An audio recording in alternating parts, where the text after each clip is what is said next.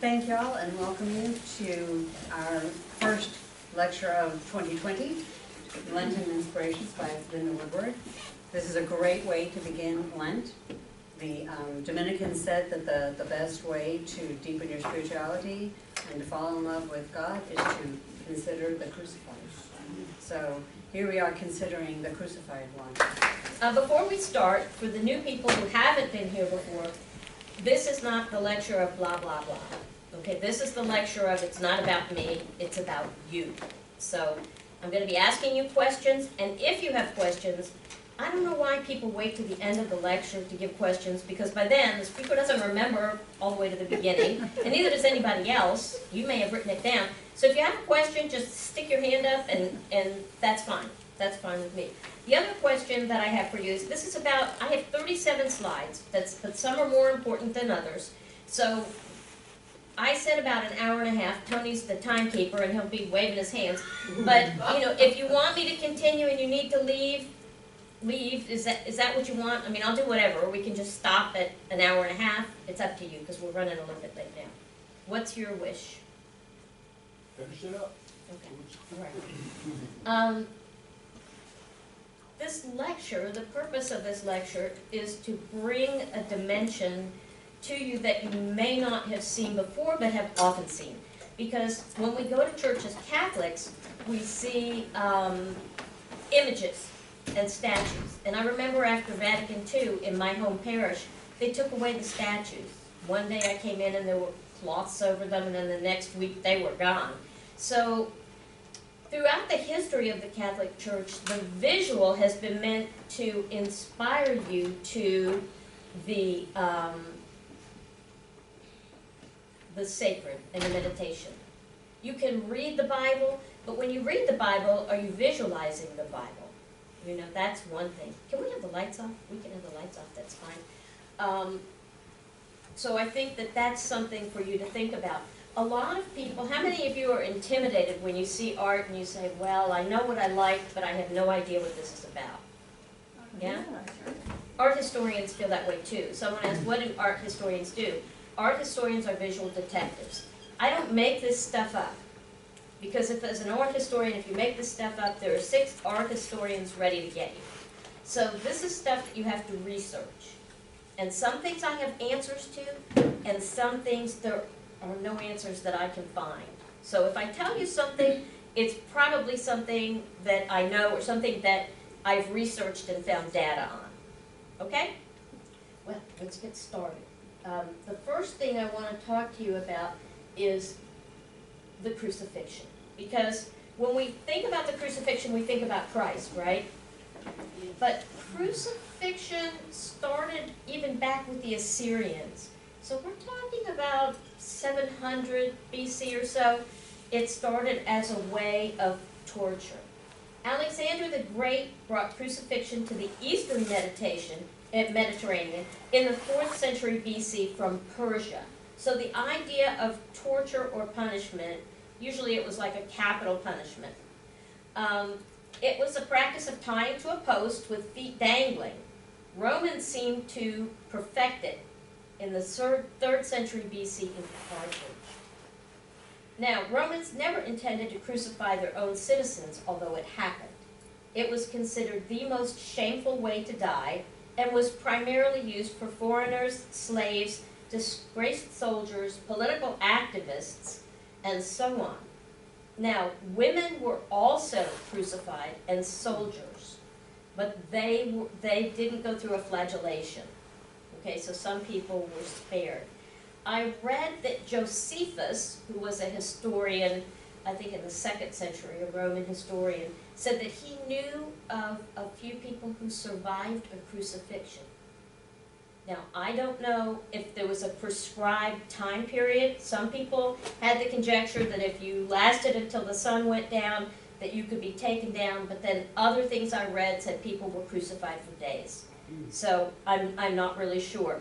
In your notes, you have the different shapes of the cross. It could be X-shaped, T-shaped, a Latin cross, which was a crux imisa, and it could have a foot block, which was called a supedanium, and the crossbar Normally, people who were crucified carried the crossbar, not the whole cross, just the crossbar, which is called a patibulum. Okay? In this case, the crucifixion that you're seeing, the man is tied, not nailed. And his feet are nailed through just below the ankle bone to the cross on the side. So we do not know exactly how Christ was crucified. However, some crucifixions, and now I always look on a cross to see, sometimes the crucifixion is through this part of the hand right here, but scientists believe that it couldn't hold him. He would have to be on the supedanium to push himself up because it would rip his hand. His hand maybe could have been tied and then through there, but they believe that there's a bone through here. So we really don't know how exactly Christ was crucified. They have found a skeleton of someone who was crucified in Rome from about the 1st century, and it shows going through the ankles. So we have no idea. But every time you look at a cross, look and say, hey, does this have a supedanium? And if you look at the Stations of the Cross, and you see Christ carrying the cross, they don't mention that much in Roman history. They mostly say that the crucifixion entailed carrying the patibulum. Now, I was up last night thinking about this because, and if any of you are engineers, come in. So if I carry the patibulum and I'm tied to it and I'm carrying it, okay, the Romans generally left that upright post in. They didn't bring, because they left that in all the time. So the person to be crucified would be attached to that post. So he was either lifted up and attached, or it was taken out, laid to the side, and he was attached, and then people pushed it into the hole and then secured it. But it would be tough in sandy soil to secure it unless it was pretty deep in. Are you with me on that? Yeah. Does that make sense? So there's no way that we can know. Any questions on the crucifixion? It went throughout the Roman Empire. If you were convicted of a serious crime, crucifixion was an option as punishment. Okay? Any questions on that at all? And don't be shy about asking questions, especially Virginia, all the way in the back. Okay, this is something that's come up in art historians and archaeologists that is causing a lot of controversy. And this is one of the things that I don't have an answer to, okay? This is a quote-unquote magic amulet that was found in Syria. It may have questionable validity. We don't know. Jesus is portrayed as kind of a stick figure. And somebody said, well, how do you know that it's Jesus? Okay, late 2nd or early 3rd century, so late 100s to late 200s, they say that this is probably one of the earliest images of the crucifixion. It's a small amulet. It's bloodstone jasper. The inscription says, what can be interpreted, our Father, Son, Jesus Christ, followed by an uncertain, perhaps magical names, and the word hung up. Now, some art historians and archaeologists believe that this is valid. Others say, no, it's a medieval type of reproduction. So we don't know. I don't have an answer. Magic, meaning that they think that the difference between magic and religion is, magic is, I believe this piece. This piece is magic. If I do this, that will happen. Religion is, this piece is a representation and God himself inspires it. So how they know the difference in this and call it a magic amulet, I don't know. How they can ascertain the date of it, people are still arguing about it. I can't say. One of the earliest, and I did not bring this for a reason, but one of the earliest images of Christ, And this was so shocking to me, and like I said, I didn't bring the picture on purpose. But it's graffiti dated to the 1st century. And it's a graffiti on a wall, and it says, I think it's Apoxymenos is the name, the god of Apoxymenos. And it has Christ, but an animal head, meaning something derogatory. And it offended me tremendously, but in fact it was there from the 1st century. So that's the story. There are very few images at this point, but this is probably one of the earliest images of the crucifixion, if in fact this is valid. Any questions on this? Any comments? Okay, this is a quiet class. This is right. Should have brought more controversy. Okay, some of you, who were at the early church architecture? Tony, were you at the early church architecture lecture? Yeah, Alan was. This is and you were, Virginia. This is Santa Sabina in Rome from the 4th century. They say that this is definitely one of the earliest depictions of the crucifixion. It's on the door. I'm going to bring it forward and then bring it back. There's where it is on the door to Santa Sabina. Okay, let me go back to it again. And my question to you is, what can you say about this image of the crucifixion? Well, Christ is the largest and most important figure. And that, in fact, is called hieratic scale, meaning the most important figure is the highest or the largest. Because right now it looks like Christ is being crucified with 2 children. Okay, what else can you say about this crucifixion? How is it different from what we know? There's no cross. Yeah, that's right. There's no cross. What else? No spectators? No spectators. What else? All right, I'm going to get out here now. You're going to make me get down from my perch. And get up in front. And if I'm here, We can still see. We can still see it. no, but I mean, it's kind of like they're on a stage, isn't it? Yeah. It is. It's kind of like they're on a. What about the degree of suffering? Well, there's none. Is there suffering? No, it's not like it. So what can you conclude from this? Is this a depiction maybe of the victorious Christ? Well, he supposedly is being crucified with the 2 other dancers. So it comes down to culture. And I'll tell you a generalization that when it came to me, it was like, boing. Because if you're Italian and you look at Italian art, okay, in general, I'm going to give you a general. If you see Christ bleeding, suffering, really the agony, the horribleness of the crucifixion, it may not be Italian. Italians, this is Christ. I mean, look what he's done. You know, it's like victorious, yes. And the Italians don't emphasize as much of the blood and the bleeding, okay? Now, has anybody in here been to Mexico?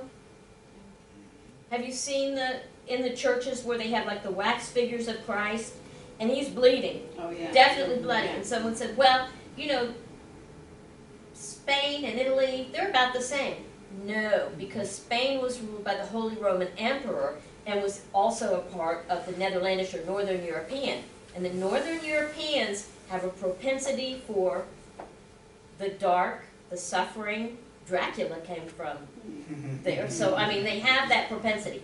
Their image of Christ often, not all the time, is very different than what you see in others. And we might see this today. Okay, let's go to the next one. You know, if I had a favorite crucifixion image, it would be from the Moscow Passion, which is in the British Museum. It is carved ivory, so it is very, very precious. It's a casket, but a casket not meaning, it's a small box like this. And these are the 4 sides. Now, it's what's called a continuous narrative. Okay, I'll take you from the top. You see Pilate washing his hands. You see Christ with his cross, more than the patibulum, and who is the man in the lower right-hand corner? Simon. Peter. Peter. Who said Peter? You get the Intelligentsia Award. He was First the one today. Christ, right? Okay, what made you know that it was Peter? Well, he's crouching down. He denied Christ, so. Look up he in would- he the would be upper pegged. right-hand corner. Yeah, there's the crow. Judas. Okay, now the next one is the crucifixion. And what's going on here? Christ is crucified, correct? Yes. What about Judas? Yeah, they show him hanging on the tree. And what's at his feet?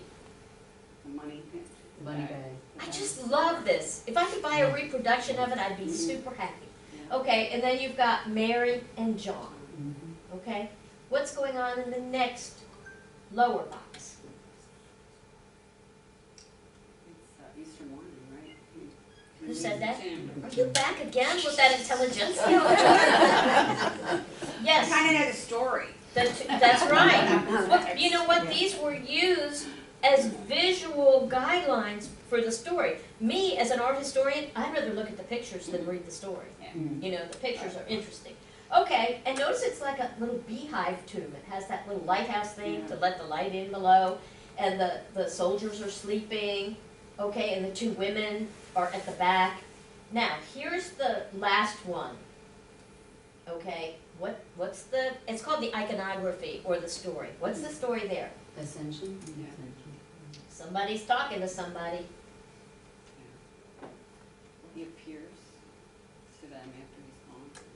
First word is Thomas. doubting, Doubting second word Thomas. is Doubting Thomas. Okay, now, those of you who were in a previous lecture, remember we talked about the different ways Christ is portrayed? He's portrayed two ways here. And notice the scale of hierarchy. Remember? Where's Christ's head? It's taller than Closer to heaven. And he has a suggestion of A halo. just a line. It's just a line, but it reads as a halo, doesn't it? Okay, so here, now, who's going to go out on a limb? Christ is shown two ways here in this particular image. He is shown as, does anybody want to jump in? It's tricky. It's tricky. Christ is shown, first of all, he's shown as a teacher. Okay, he's saying to Thomas, so he's instructing. The second thing is he's on this little pedestal. It alludes to the fact that he is, that's right, my own husband gets the intelligentsia. He's a Roman emperor, Okay. a king. Right. They knew Roman emperor then, but yes. And in the first panel, it almost looks like he's outstretching his hand to Peter. Yes, Right. definitely. Good Yeah. point.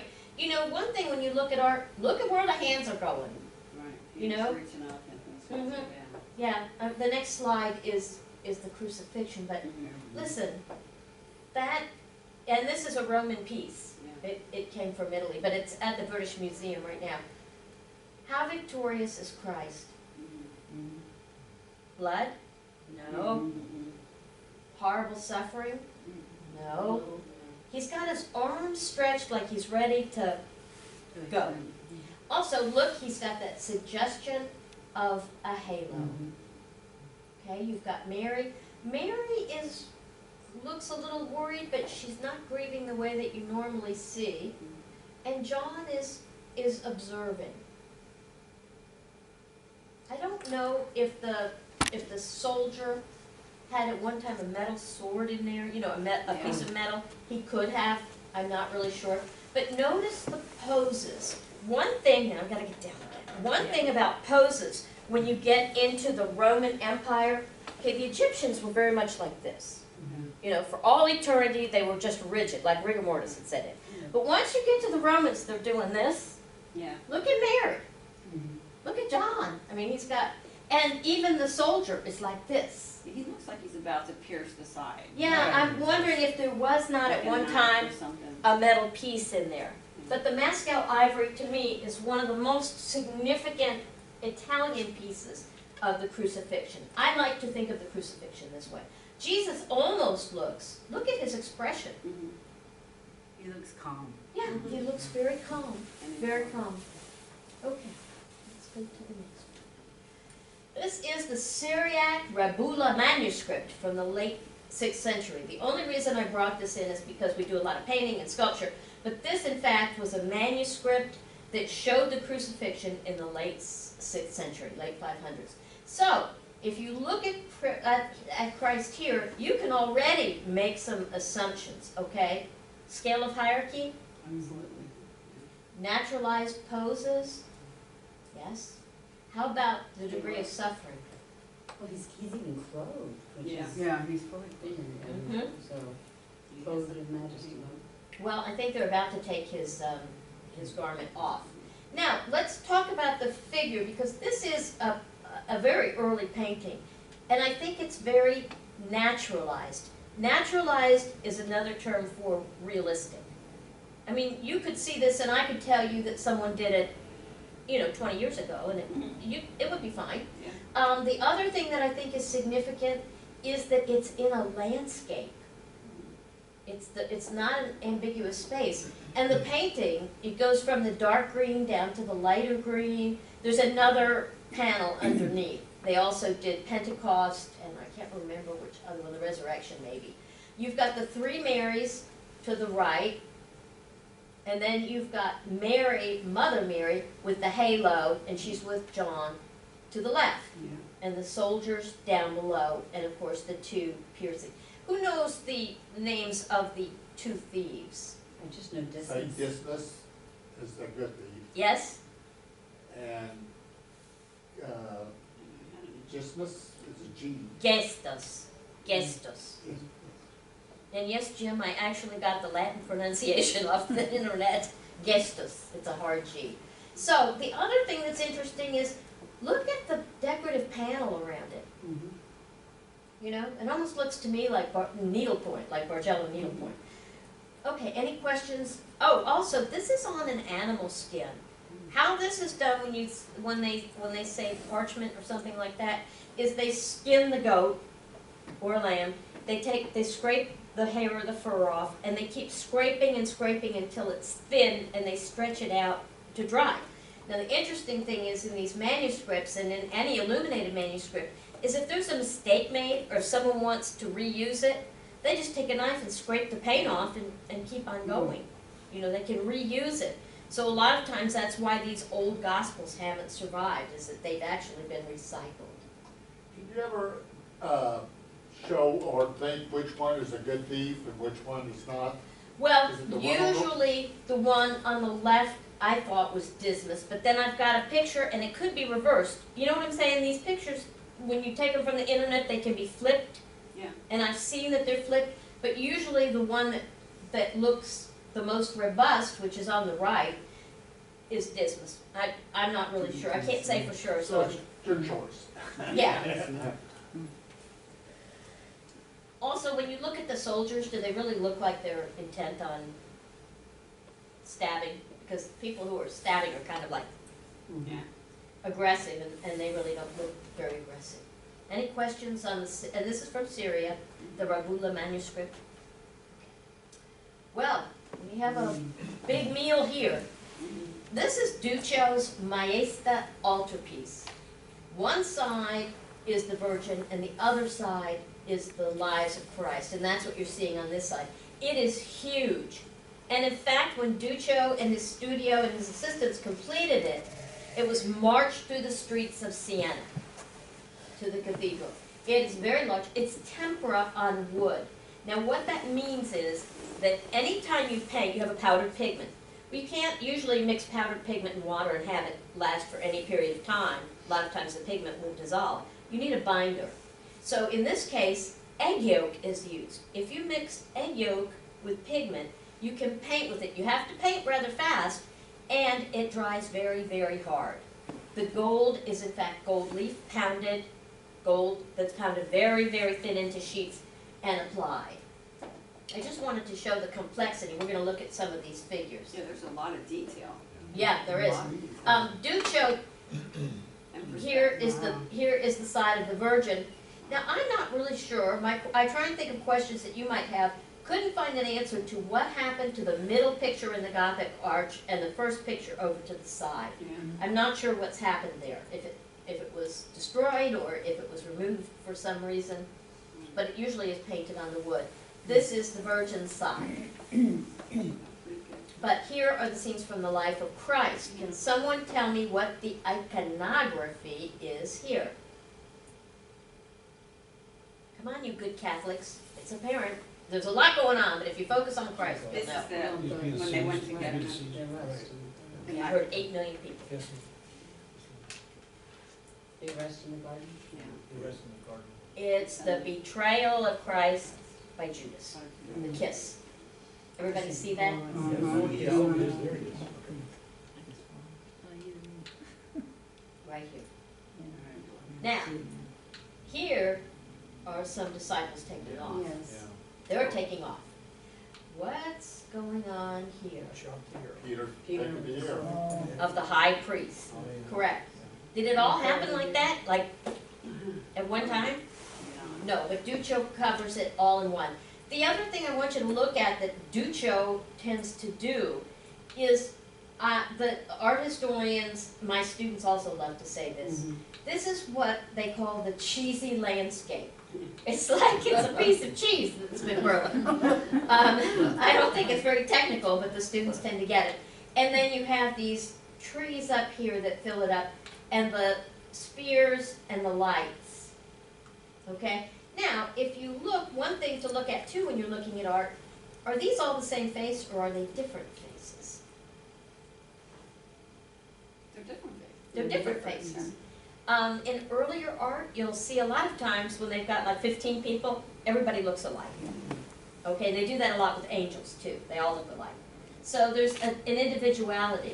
Oh, wait a moment. Okay, I'll go back. I wanted to remark on the cheesy landscape. And that is, I actually like the cheesy landscape, because to me it shows that there is in our world an interplay of light and darkness, and that we all travel a very rocky road towards Christ, and that sometimes we fall into that darkness, but He is there to help us get back out. And that's what the trees of life to me represent. Life that can be rehad as long as we do not give Him the betrayal kiss, but the kiss of love. It's very deep, Ginger. Now I'm thinking, it is, Ginger, you get the Intelligentsia Award. You take it from Marion, but I gotta tell you, she's pretty aggressive. The other thing I wanna say is that these could be the apostles, because look at the halos. Not disciples, I stand corrected. These are apostles, and these are the soldiers and maybe a few disciples in there. I'm gonna give you a, Why does Peter not have a halo? Right. well, maybe Peter was doing something And he who was shouldn't the other do. He's done over here. one that didn't have the Oh, that would be good. halo? Another thing to look at with halos, let me go to the next one. Oh, no, let me go back. The other thing with halos that you need to look at is, this is late medieval, early Renaissance art, okay? I'll use my paper for want of anything better. Okay, if I had a halo, which I do, Tony, no, it would be like this, right? But in art, with Duccio and to some extent Giotto too, when they turn their head, the halo remains fixed. So it's not foreshortened, which may be one of two things. It may be that they want you to have the full information of this is a halo, or they don't want to diminish the figure by diminishing the halo. That could be your choice. Okay? Not the same, but same thing with Mickey Mouse. You ever notice his ears on? I didn't notice. Did not notice. That's crazy. Bet you have a set of those too at home. I was thinking it was a technique that they would do. There's a close-up. And notice that Christ's halo is embossed. So they used it's almost like they used something underneath when they applied it. This is a Duccio as well. And Ginger, there's the cheesy rocks. The thing that I want to point out here is notice how high up they are. Now, Bernard, I've been thinking about this a lot before you even answered the question. One is Dismas and one is Gesta, okay? I'm not sure who is who. But one's leaning toward Jesus and one's leaning away from him. Yeah, that could be. I mean, you have to be a detective in these things, and you can research and try and find, but I have not found much information on the identification of who is who. The other thing I want to point out is Notice from one end of the cross to the other, there are these little tumbling angels, which tells you something in the big picture that Duccio was studying how the body acts. Okay, different types of things, and he translated it into the angels. They're just tiny up there. You almost wouldn't notice them. Christ's arms are very long. Look how long his arms are. And he has a supedanium. Okay? If you look, there's a split down the middle. There's actually an angel with Mary. And then, is there a landscape? Only right here. Now, one of the things you can look for, it's not here, is sometimes if you look, there'll be a skull at the bottom. There'll be a skull. And I'll talk to you a little bit more later, hopefully, about that. Okay, this is the descent from the cross. And if you notice, actually, these people, the Marys here, and I'm not sure if if it's a beard, it's Joseph of Arimathea and Nicodemus. But if you notice, there's not a lot of individuality. Oh, I think this is Joseph of Arimathea up here, isn't it? Yeah, I thought the younger one was St. John. Oh, this is St. John, correct. And now this is Nicodemus. But if you look, there's not a lot of individuality. You're seeing some sadness and some expression. Mary, and a key to what kind of art is this? This is Italian, of course. But look at this gold line that comes through her clothing. That is a Sienese line, and Sienese artists tend to put that little gold line to kind of break up the darkness of the black. So there's not a lot of blood, obviously, on Jesus, but there's a lot of red in the picture, the one Yes. before too, and that was not a typical clothing color, I wouldn't think. Not from that time, no, No, so no. It's, I think, artist's choice on the just clothing. the sorrow. Also, I thought Mary being robed in that deep blue, I thought that blue represented grace and red represented flesh. So when you see Christ and he's in red and blue, he's human nature and divine nature. So Oh, really? I Mary, didn't know that. she's full of grace. Oh. But if you look at the maíz, the front part, it's actually black. Yeah, it's actually black. I mean, it may be the darkest, but I've seen it, and it's looks like black velvet. Do you think any of these pictures were inspired, like we say the Bible was inspired by God, or is it just they give us the inspiration to meditate on? I think it's both, and I also think it's money, because these pictures were commissioned, and they received a goodly amount of money for it. So I think there's money. I think that they are inspired, definitely. And the role of this picture, be it throughout the ages, is to inspire us. Okay? And I think it's a good point. I think it was Ginger pointed out. There's not a lot of blood, is there? No. No. You're going to see some blood, I promise. Okay, one of the most significant figures in early Renaissance art is Giotto di Bondone, commonly known as Giotto, Northern Italian, and this is his self-portrait. And supposedly he lived in that house. Now, here is an instance of blood, right here, and this is in Santa Maria Novella. This is tempera and gold leaf on wood. And I want you to notice how he handles this very sheer drapery. And here, if you look all the way down there, Golgotha is represented with the skull of Adam. When you see in a painting this little tiny skull, it's meant to be the skull of Adam. So why would there be a skull of Adam there?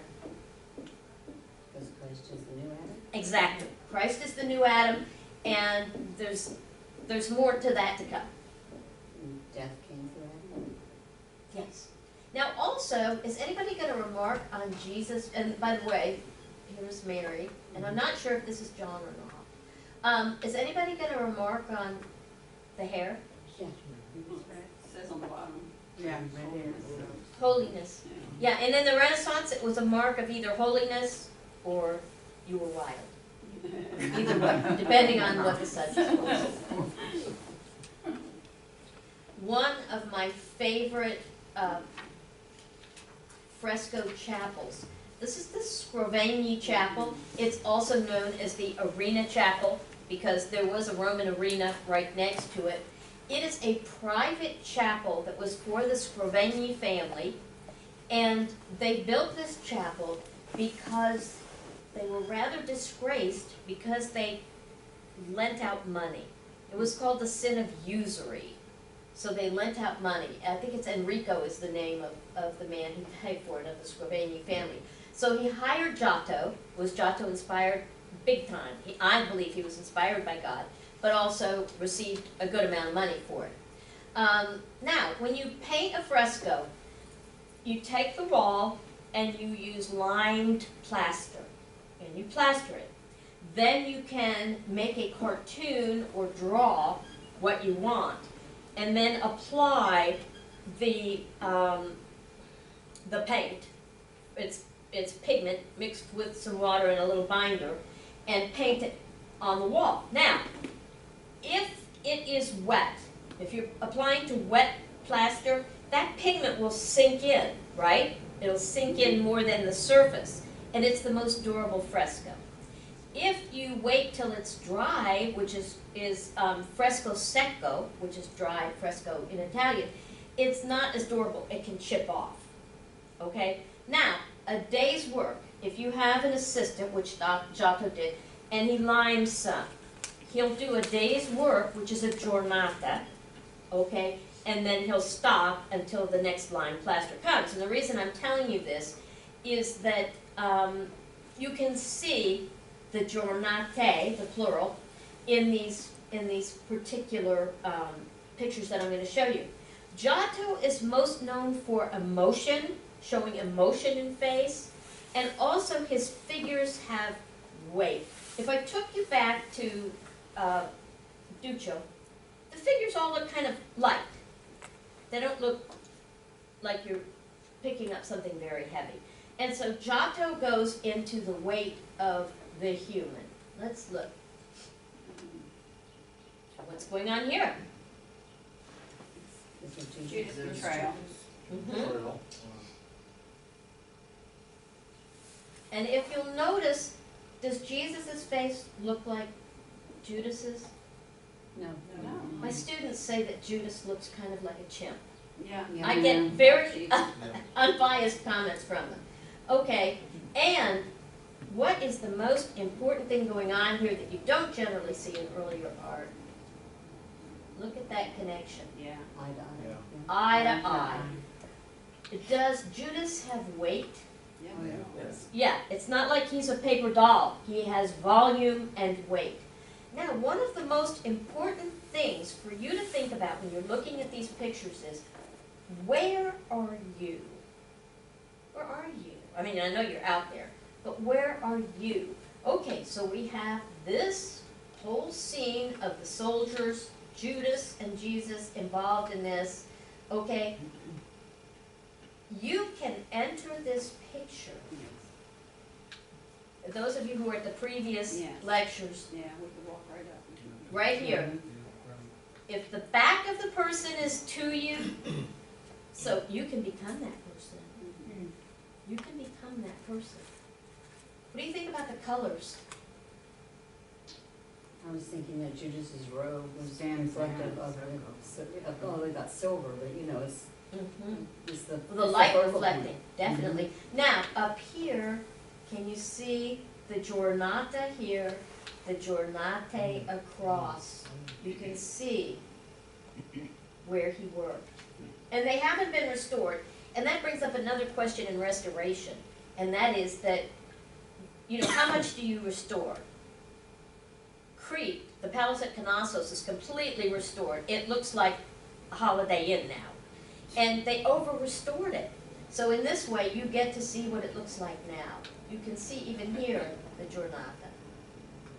And how about the eyes? And are these more expressive Oh, yeah. Oh, yeah. and individual? Yeah. The And ones which that really side don't. is he on? He's on the side of Christ, Mhm. instead of being with the person that you become. Mhm. Does anyone know, Ginger, Good point. does anyone know who this is? Whose hand is leading up there? Is that John? I don't know. I wouldn't don't think- know, I've never read. Yeah, Yeah, What do you think of Giotto? that's nice. powerful. Detail. Powerful, yeah, very much so. And Linda, his, Jesus' halo, is that called the Ha'om? Clueless.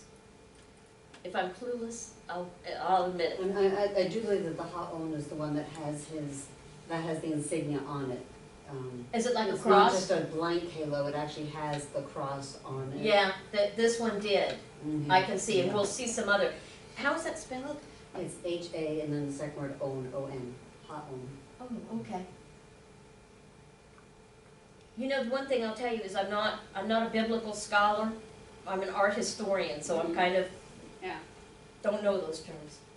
Okay, this is Giotto's crucifixion. What can we say about this? Any comments? You can say anything. I see Mary Magdalene. Yeah, down there. Yeah. Down here. Tell me about, oh, in the skull? Mhm. Yeah. Tell me about the halos. They seem embossed as well. Well, but look at Mary Magdalene's. Cut Yeah. small. It's like on the side of her head. Yeah. Mhm. Mary's is correct. Right. And whom, I have no idea who this is, because he seems to have kind of a Where is this from, Linda? Italy. Italy, okay, so, I have no idea who, and I look these things up and I try and find them, and sometimes there's just no answer. I just know that in some of the Eastern churches, they considered Pontius Pilate a saint because he tried to save Jesus. Mm. So, but in Italy, they would not consider Pilate a saint, so that couldn't be. I'm not sure, Ginger. I'm not sure, and I have no idea who that is, but here they're casting lot. Could it be an lots. accidental halo? Maybe. You can see though that the faces are differentiated. Well, and they're not all focused on the crucifixion, they're talking No. amongst themselves. Mm-mm. Mary Magdalene is. Mary, when you see Mary go like this is Yeah. something that becomes popular in the Renaissance and even in the late Middle Ages. Mary tends to swoon, Mhm. and by swooning, it's not disrespectful. It means she's gone within herself. Yeah. That the horror is so great. Mary Magdalene is usually at the feet. This is one of the Marys, and this is John. It's not another Mary. What's interesting I read yesterday is that of the two of the three Marys, two of them were half-sisters of Mary. Did you ever know something like that? No. I didn't either, and I don't know how they could prove that. That was the first time I had ever read it. Linda, Yes. is there a flag being flown, a black flag? It looks like it. There was a flag here, and I think it has faded out, and it could, there's two crosses that I see, flags, and I looked this up last night, okay? It's the Victorious Cross of the Resurrection. Oh. But you'll see it more, maybe Piero della Francesca.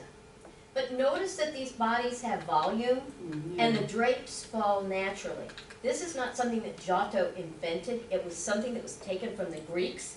The Greeks were imitated by the Romans, and throughout that period, they used natural drapery.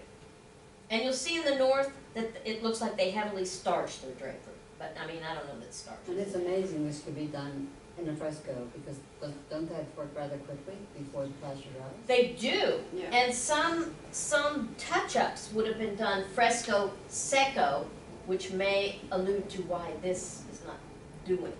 Now, another thing is the angels are a lot more sophisticated than what we saw in Duccio. These two are flying down, okay? This one is bearing breast and pounding, Mhm. and we're gonna find out what this one is doing in the next slide, because it's quite dear, and I couldn't find an actual slide of it. This is a replica that you can buy, but it does the picture very well.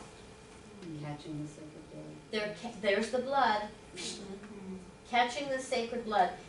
What about the expression? Unbearable Yeah. sorrow. Yeah, very much so. And you can see where the fresco has flaked off, and you can actually see where the giornata lines are. I find that quite interesting. I'm glad they didn't touch these up. This is amazing, there's so much going on in here. This is Giotto's, and this is again from the Scrivagni Chapel.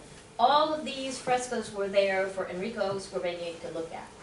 Okay, so this is the deposition, and we have a lot going on. First of all, from the visual elements, if you knew nothing about the story or the iconography, you see that your eye can start here and go right down to Christ.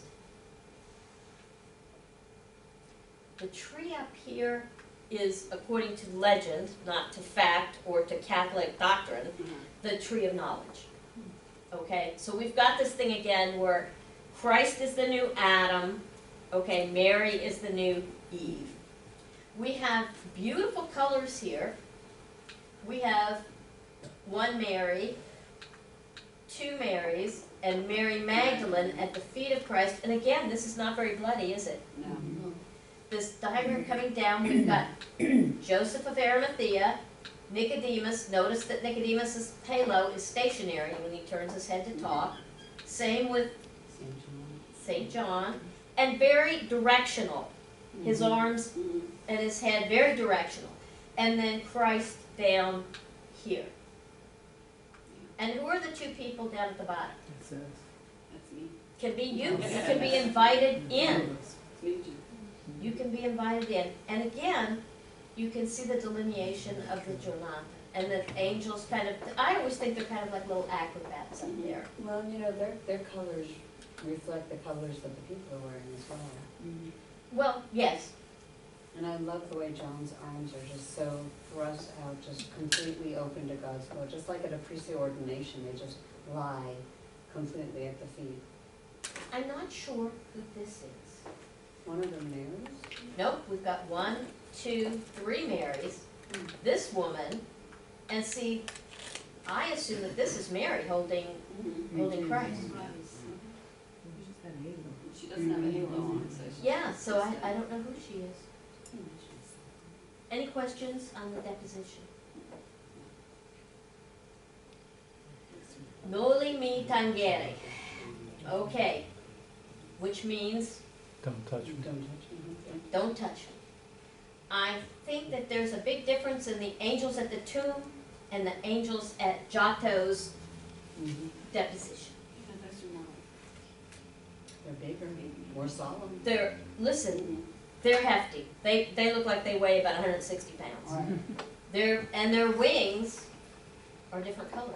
Now, whether they're a different type of angel, I cannot speculate. Now, here again, here's the halo ginger that you're talking about with the cross.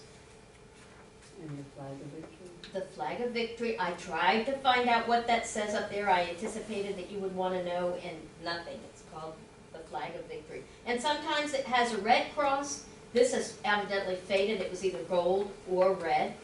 Now, who is this? With a sideways halo. And Christ is saying, he's got his hand, don't touch me. And Christ being over here at the edge means that he's kind of moving forward with this journey. But if you look, I'm going to show you the lyric or the visual elements, okay? You've got Christ here, goes down here, up to the angel, and up here. You kind of bypass here, but the visual eye is brought down and up to the angels and out. Here, we've got the guards that are asleep. Any questions? It's almost like, they're an afterthought. They Right. don't matter. Right, exactly. Very good point. Any questions on Noli me tangere? Now, very different look, isn't it? Yes. This is the diptych of the Passion, and it, you know, when you have your first impression here, this was the best image I could find. It's a diptych. A diptych means an altarpiece with 2 panels. Triptych, 3 panels. Polyptych, 4 or more. Okay? So this is a diptych. It was small. It was meant to be a private devotional piece. It is from Austria, so you get a little bit different style. It's not as natural sometimes as what the Italians are. But here we have the flagellation. But it seems that their guards, the way they're dressed, it's almost like medieval. It's not from that period. I don't think that During the time of Christ, they had tights. It sounds like Harlequin or Joker. It does. Well, I know, it looks like circus. Or just- Yeah, and Christ has a very expressive agony tied to the column. Then here, I thought, what the heck are these guys doing with these poles? I mean, they're kind of like got dancing feet. Well, they're actually using those poles to tighten up the cross. I mean, the crown of thorns on his head. And he has a very rich robe on, which is enigmatic to me. Very rich robe. Here, we have Christ before Pilate, and these soldiers, again, look more medieval. This part, the Romans had helmets similar to that, and Ginger, he's got that same cross on. I mean, the halo with the cross. Then here is Christ in the garden, and the sleeping apostles. But notice, you know, we talked about Giotto having weight to the figures. These seem more paper dollish, don't they? Yeah, they do. But there is more of a, I don't know, a grotesqueness. We'll get more into that. Linda, Yes, in the fourth one, in the top corner, is that like the hand of God? it may, yes, Giving it him may a be the cup. hand of God coming in. I can see a hand here. I don't know what that little thing is, but yes, it could be. Good point. Anybody recognize this? It's probably one of the most significant pieces in the Renaissance. It's called the Holy Trinity. It's at Santa Maria Novella. And the reason that it's so important is that it is an example, a very good example, of single point perspective. So the idea of early Renaissance painters and Renaissance painters was to depict the real world and the sacred. So in this case, single point perspective means there's one vanishing point, and it's right here. It goes up this way and down this way. There's a skeleton, this is called a predella down below. We have Christ, God the Father, and somewhere there's a dove. Oh, there's the dove right there, the Holy Spirit. Okay, again, is Christ suffering badly, bloody? No. No. He's positioned on the cross. I don't know if there's a supidarium there or not, I can't tell. Then we have Mary, who is much older looking and wearing black, and John, and they have halos. And who are these people? Those are Mr. and Mrs. Lindsay. Mr. and Mrs. Lindsay, Pay for it. yeah, they pay for it, so they get to be in the picture. Notice that it depicts architecture very accurately. This arch, there's a coffered ceiling.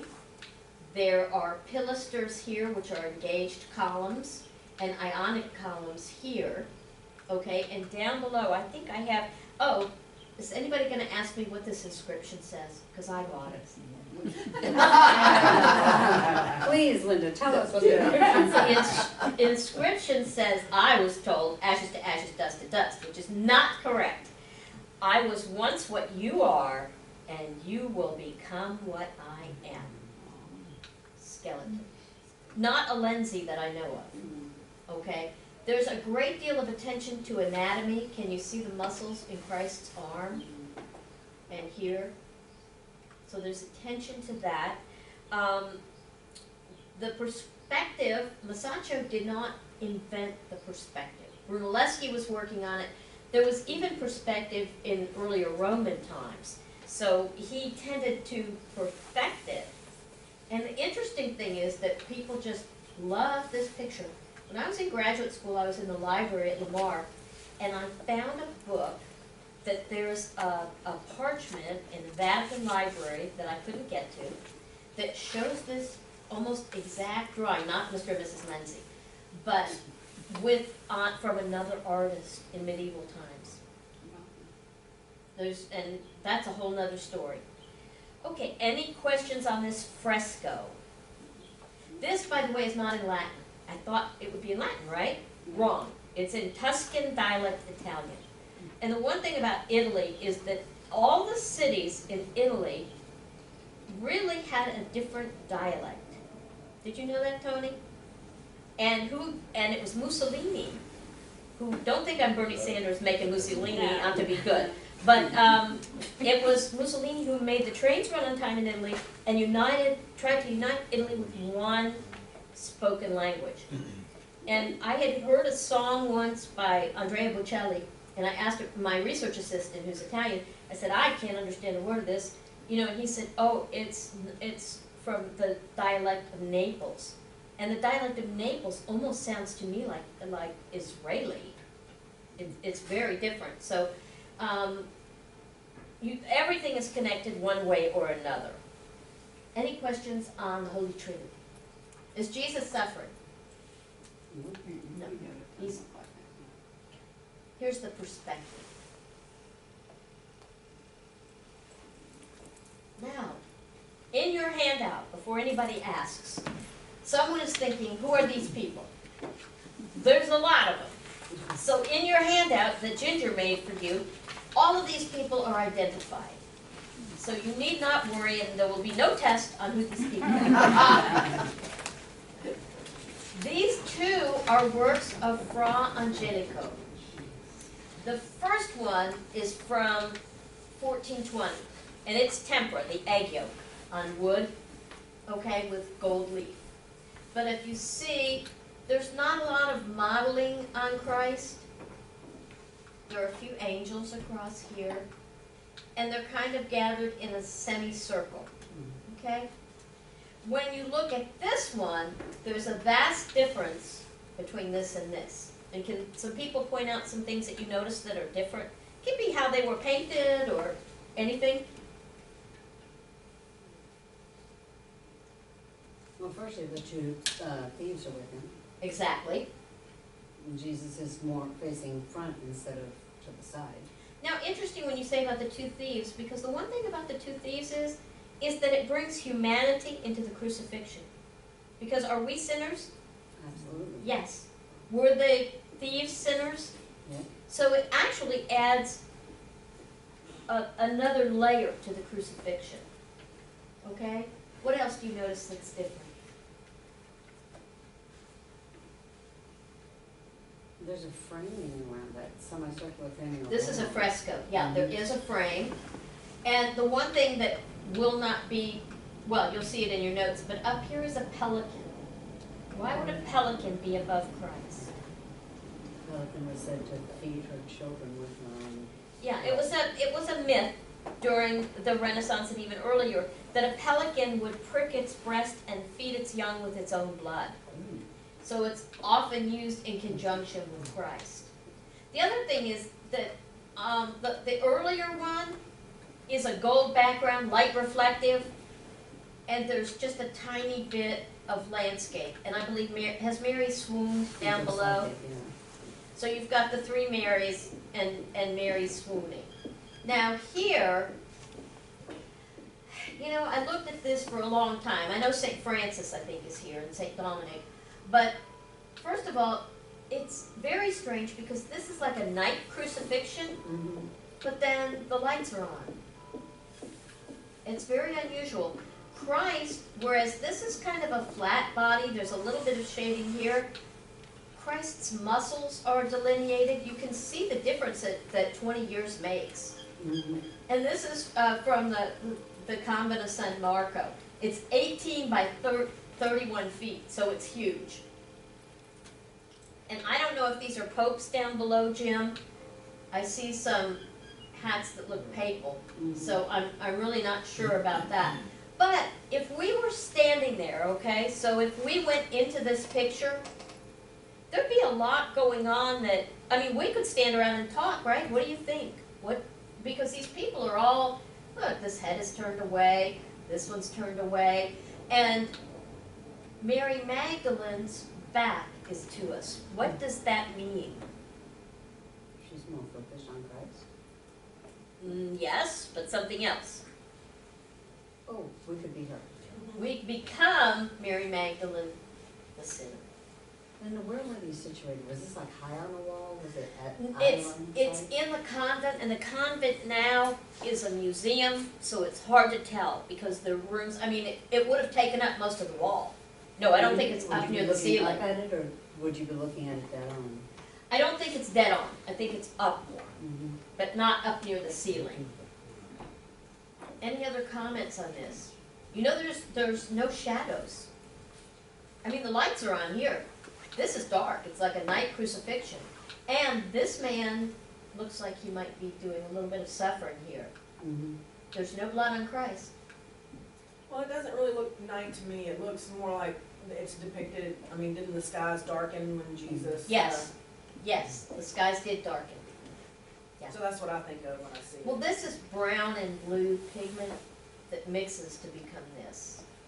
So I think that the whole thing was meant to be this. Or the darkness was descending, Yeah. and eventually the light part would have gotten dark. I don't know, Ginger, from looking at the Giornata, it looks like it's faded. This looks, and remember it goes across, Mhm. linear, so it could be that it's faded. Notice here, Yeah. and you know, I read something when I was doing my research on this, it takes about a month to put this together. This isn't something that I carry in my pocket. Oh, yeah, here. Because I can't teach religion in a state institution. Oh, yeah, I sneak it in, trust me. But, yeah. This is probably one of the most startling works that I've ever seen. I had not really seen this because I had not really studied Fra Angelico. But this is cell number 7 in the Convento di San Marco, which means, Ginger, that it was on the wall. It's 6 by 5, but it was in a cell, okay? So it was in a cell. So, what kind of questions do you have for this? If you were looking at it, and I had left, what would you have to question? Well, mine is Christ blindfolded. Isn't that supposed to be Christ in the middle there? Mm-hmm. Was he not blindfolded when he was mocked, and they said, prophesy, tell us who Oh, hit he you? was. Yeah. Was it, I don't. I believe you, because I'm not a religious scholar. Yes, it could well be, and there's the halo that you so love, Ginger. And they said- But what else is going on here? Is he holding the world in his hand? Is that an orb No. in his left hand? What Oh, is- I don't know what is going on there. That had no, I don't think it's the Because world. that's Christ Pantocrator, you know, he has the whole world, the whole universe in his hands, even while he's being mocked. Not sure. Can't guarantee. I'm That's what clueless on wondering. that. Mhm, yeah. I have more. Well, and then what is the strange thing above the orb? Is that sort of an arm and a disembodied hand? I don't know what's going on there. And look on the Yes. other side too. No, He's toward, holding- as it goes up he's towards the, To the Go ahead, Alan. You're on the path. Looks like he's holding a sticker or something. Yeah, for some reason they use a stick to push the mhm. crown of thorns down. But this is even more cryptic than that, and maybe you'll get it. But I thought, wait a minute, why is there an arm That's what I'm talking here? about, yeah. Then there's a hand here. Right.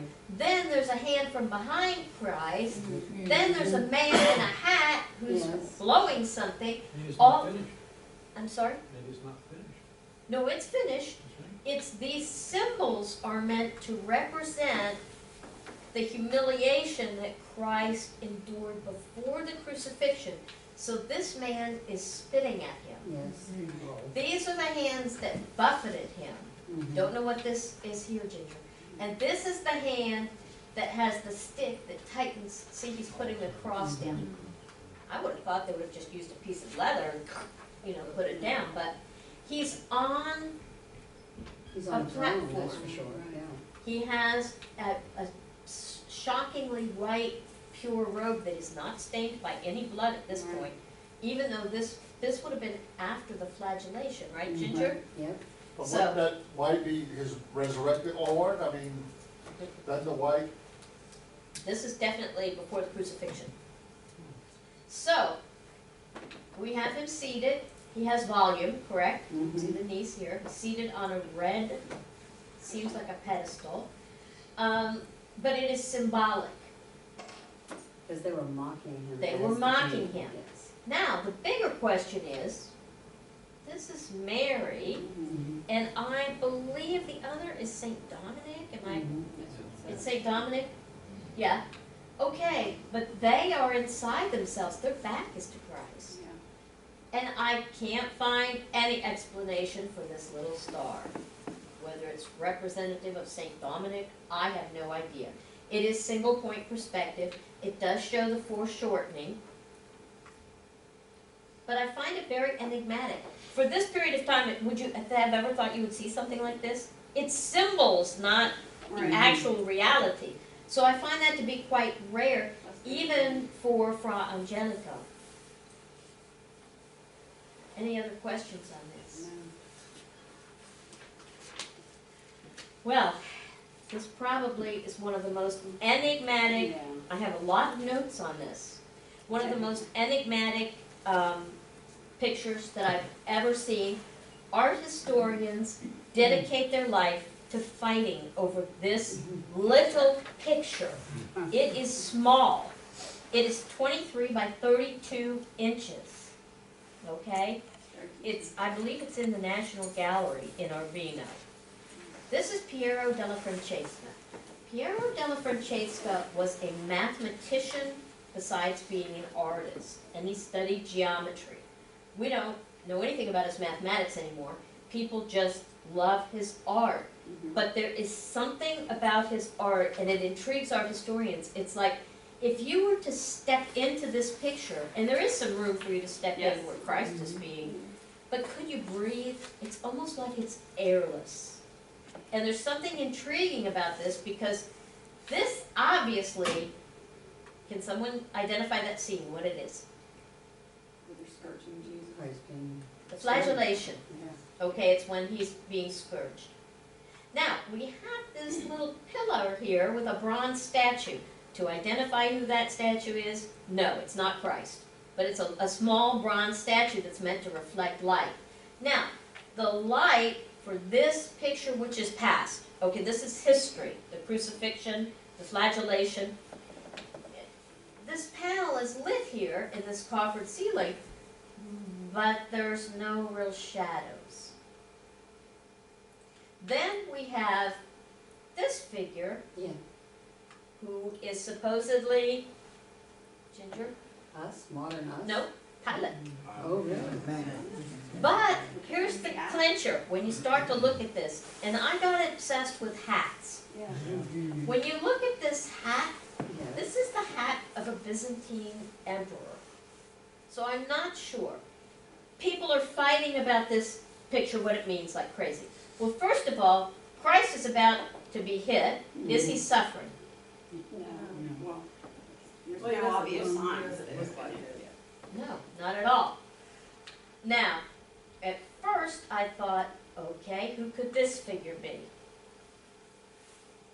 Well, it could be us, I thought, because Yeah. Tato used that, right? Right. Well, some art historians say that that's Herod. But there's no proof. There's not a living narrative about this, okay? This could be us, okay? The floor, look at the perspective of the floor. Now, I looked at this trying to figure out the linear perspective. They say that the perspective starts down here.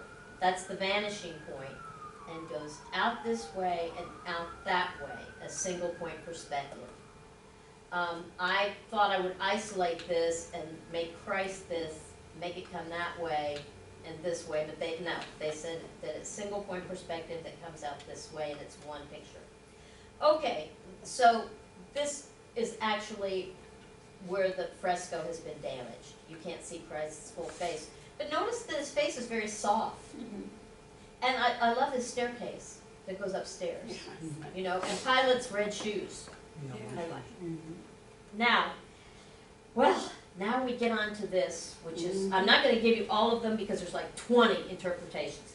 But one of the interpretations, somebody paid for this. The Duke of Urbino may have paid for this. Okay, this supposedly is the Duke of Urbino between his two advisors. Now, the Duke was murdered, okay? And then the advisors were murdered because they thought that they were responsible for the Duke's death. And so he becomes a martyr like Christ. This is a laurel bush in back, and coming over his head like glory. The laurel is a sign of glory. So we'll see on that. There's a conspiracy theory there, and they say that the Duke was considered Christ-like. Okay, part number 2. I'm only going to give you 2. That the figure on the left is the astrologer Ottavio Olbardini. And they say that he's wearing astrologer clothes.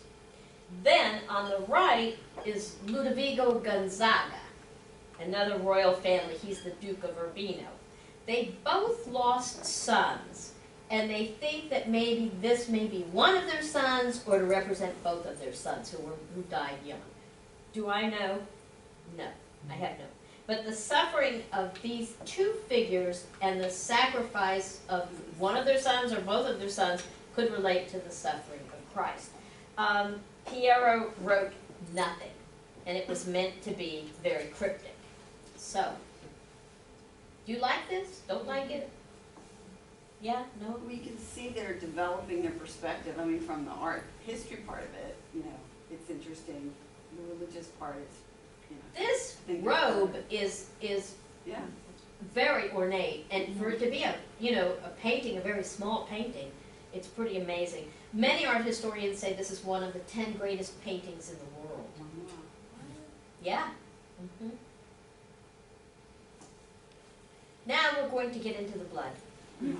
Okay, this is Matthias Grunwald and Nicholas Hagenauer, and this is the Eisenheim altarpiece. Now, last night I couldn't sleep because I tried to figure out how to put this together.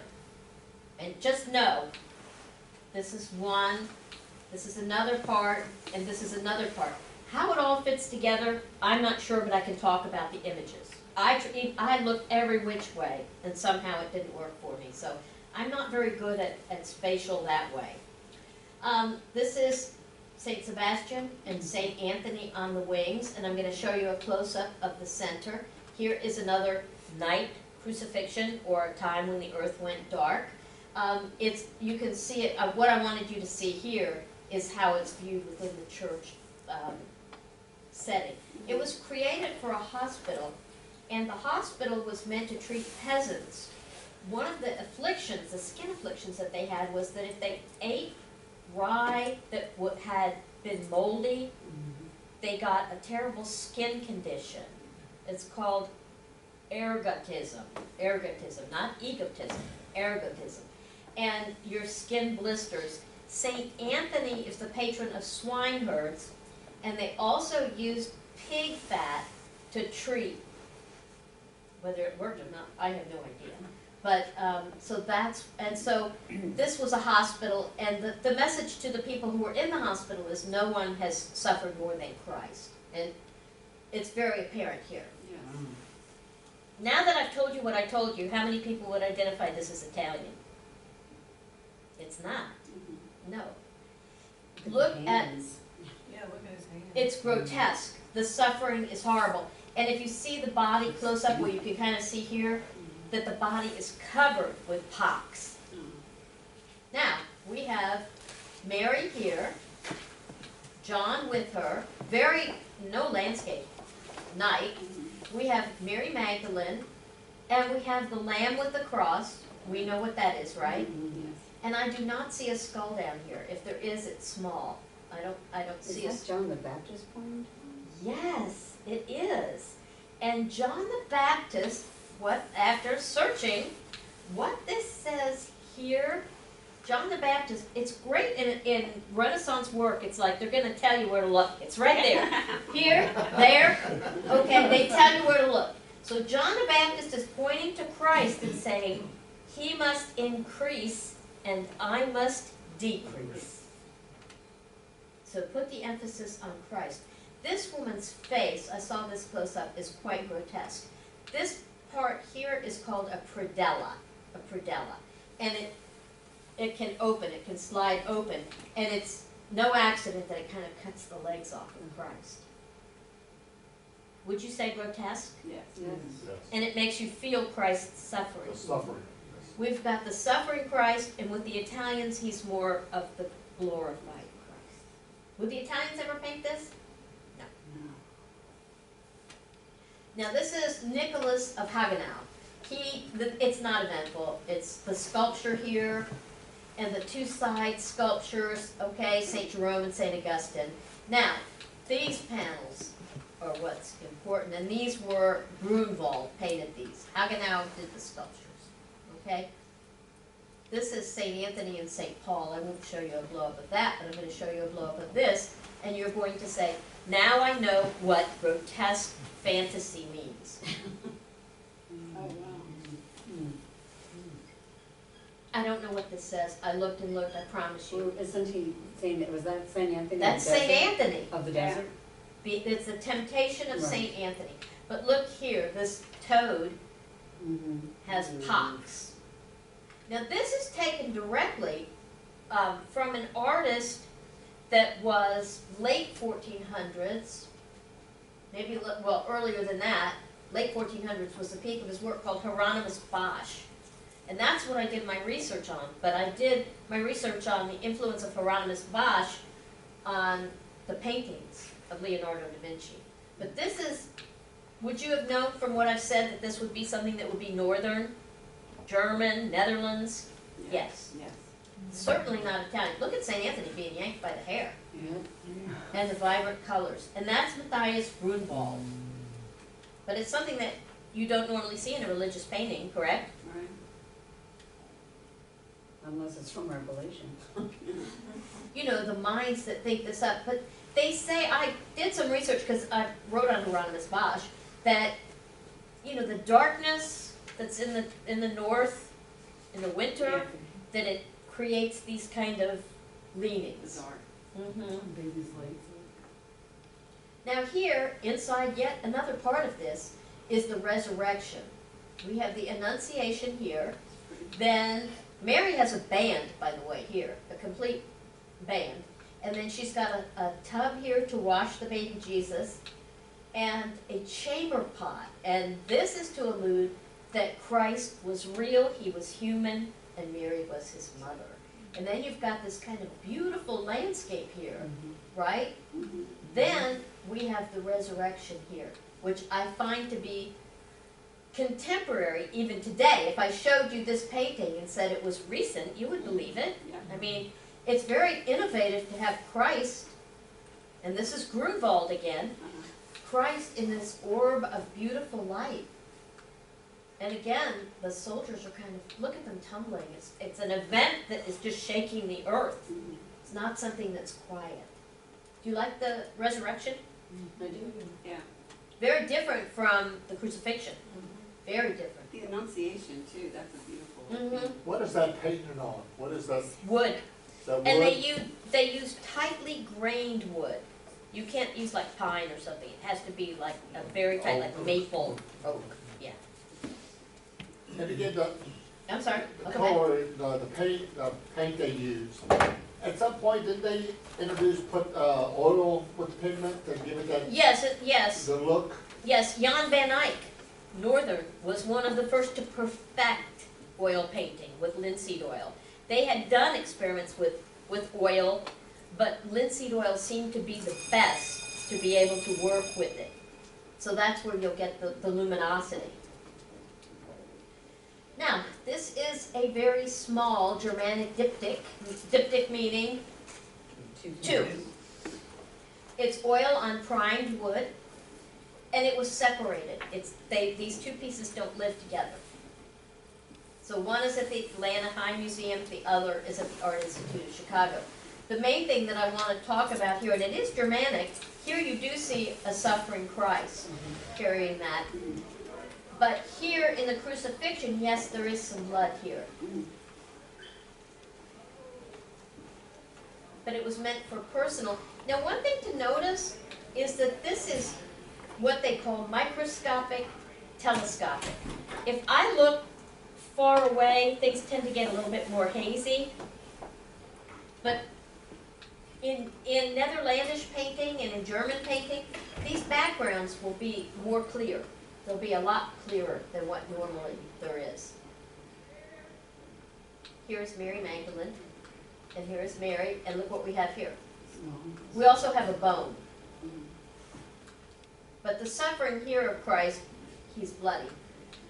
Here, the side, but not certainly as bad as what Grunwald did. Looks like he's looking at you.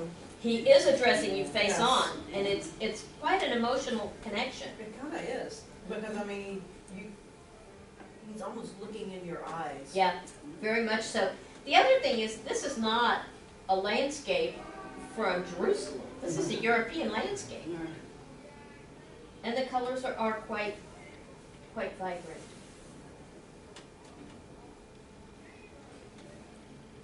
Northern or Italian? Northern. Now, I would say, Bernard, that this was Dismas, and this is Gesta.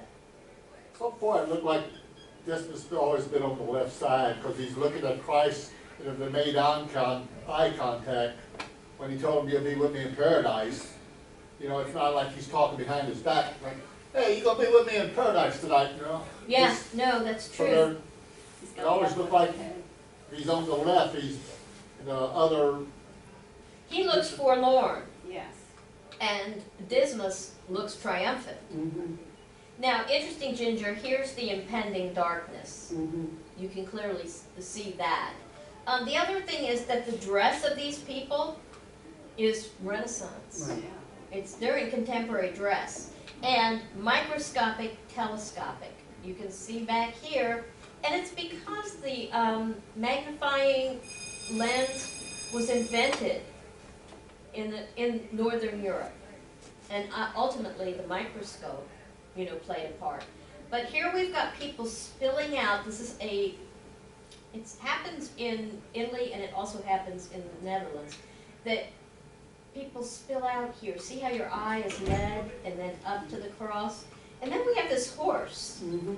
And the soldier, or it's Pilate, I'm not really sure, but it's certainly wearing expensive fabric. It looks like a sultan, yeah. Well, and the whole thing about hats becomes cryptic. His hat here, and then this hat right here can be traced back to Greek times. Freed slaves wore these type of caps. So, That would be hats, perfect too, because he freed us, and we were slaves to sin. I looked for a scholarly paper on the hats, the history of hats, so that you could tell, like they said, the other one had an astrologer's hat on, Mhm. but there's very little written. You get things for the hats for the Renaissance Festival, and who knows how accurate they are. I want you to look at the faces, although these women's Mary and another Mary, look very similar. Look at these faces down here. They're rather grotesque, aren't they? Which comes from the thought, Hieronymus Bosch and Leonardo da Vinci felt this way, that you could reveal your character by how you looked. So if someone looked like a criminal, they probably were. It happens sometimes today. But these fellows here don't look like they're up to any good. Now, we've got crucifixion, right? Mhm. Then we've got this line of the cross going down here. And then we've got the cheesy rocks, Ginger. Yes, I love my cheesy. And then rocks. what is going on here? Christ descends to the dead. One He and frees two. them. Who are they? These are the people who were It's the lost sleeping in the souls. bosom of Lost souls. Abraham. How did we get to this point? Who's at fault for all of this? Us. Oh, well, yes, us, but we weren't go born up yet. in the corner. Adam and Eve. So the first thing in a lot of art pictures, I went to Christ in Korah outside of Istanbul. The first thing Christ does is he goes down and frees Adam and Eve. And Christ in Korah has Christ with one arm in one tomb and one in another in sarcophagus, literally ripping Adam and Eve out of their coffins. So he is letting them out. And then you can't, this is a clue for sure that this is not Italian. Look up here.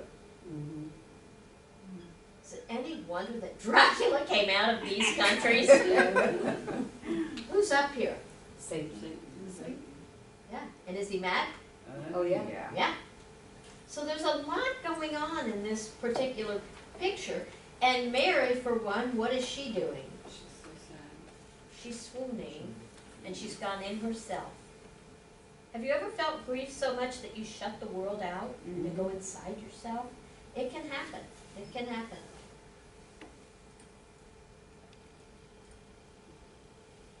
Piero della Francesca. See, now I was hoping Tony would stay for this because this is kind of a neat story. This particular fresco, and it's from Arezzo in Italy, it's the cycle of the true cross. Now, we know that the Emperor Constantine in 330 stopped the persecution of the Christians, okay? His mother Helena was a Christian, a devout Christian. And a legend came out of the story of Helena that became somehow integrated. It's not Catholic doctrine, Ginger, but it became integrated into Catholicism. And it's called the Golden Legend. And it came about 1260. And what it says is that the Empress Helena was looking for the true cross. And she went to Jerusalem to find the true cross. That was her mission, okay? Now, she heard when she was in Jerusalem that there was a Jewish man who knew where the crosses were buried, okay? Now, what happens is Helena orders the Jewish man, who looks rather Italian, actually Northern Italian, to be lowered into a well and left there until he would tell her where those crosses were. Oh my God. Now, Piero does not show a lot of emotion, does he? The poor Jewish man looks like it's okay. You'll put me down there a while and I'll come up and eat.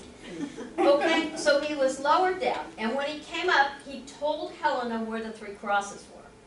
Now, the next issue was that Helena needed to know which cross was the true cross, because now she has three crosses. So, supposedly, on the 14th of September, in the year 320, okay, Helena dug up those crosses and then found a sick boy, and she took all three crosses one at a time. So she put the cross down on the sick boy, nothing happened. Next cross, down, nothing happened. Then the third cross, what happened? He was healed, and she knew it. So she broke up fragments of the cross, and it was distributed to several different places in 348. Now, is this Catholic doctrine? No. Is it the legend of the true cross? Yes. It's a pious legend, right? Yes. So that's the story. And we have the city back here, Arezzo, and this is a very Renaissance-looking structure. Okay, not from her time at all. And we have crenellation here. And the crenellation would tell you, that's like, have you ever seen like on castles, they have those? Yeah. Well, it's an Italian thing to say, are you in favor of the Pope, or are you in favor of the Holy Roman Emperor? And I can't remember, it's Ghibelline, and I can't remember what the other one is, but it's not, I think it's allegiance to the Pope, I would guess. So, that's the story of the true cross. I always think those stories are nice. Are they foundations of Catholic doctrine? No. No. Now, this is the last slide, and this is, can someone, well, maybe you can't guess. If you looked at the faces, you might. This is a Northern Renaissance piece. This is Roger van der Weyden, and it's the Deposition. It's a very close space. Can we get in there, Marion? Not really. No.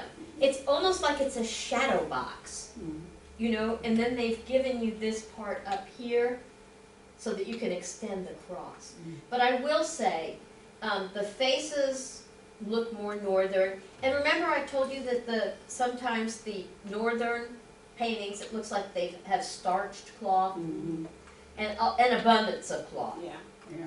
Okay, so we have Christ being taken down, and I would speculate that this is Joseph of Arimathea, but it could be you know, I'm not sure, we've got 3 men here, they usually say that Joseph of Arimathea with a beard takes him down. They're wearing tights, which I don't think they had in Christ's time, and the amount of fabric in the drapery is abundant. We have Mary 1, Mary 2, and Mary, Mother of Christ. Mary Magdalene is over here. And it seems like if she really stood up, her head might hit. Yeah. We're pretty close here on the heads. Christ's body has weight. He is trickling blood. But because it just, the scene is rather grotesque, I think I would attribute it to Northern. And look what's underneath John's feet. Mhm. And it's unusual to see Mary Magdalene, or not see Mary Magdalene's hair. Well, they covered up all the hair. I know, but for her, they usually leave it loose. It's a little bit red right here, just a little bit in Renaissance time. The fabric, I think, is very lush in all of them, and Mary's blue is very vibrant. And you can see that she has swooned and gone within herself with the horror of the crucifixion of her son. And look, her body language echoes her son's body language. It's interesting that I read a paper that said that Christ's body was bent in the shape of a crossbow. And that reflects the patronage of the Greater Guild of the Crossbows who helped pay for this. I mean, is that amazing? Yeah. Now, the assistant coming down is holding the nails. And these little pieces here are sculptural. It was meant to be kind of a shadow box. It's big, but it meant to be like a jewel box with all of the colors. And that's 1435, by the way, for that date. That is the end of my lecture. Yeah, keep going. Did you have a favorite artist? Anyone have a favorite? Fra Angelico. Fra Angelico, you like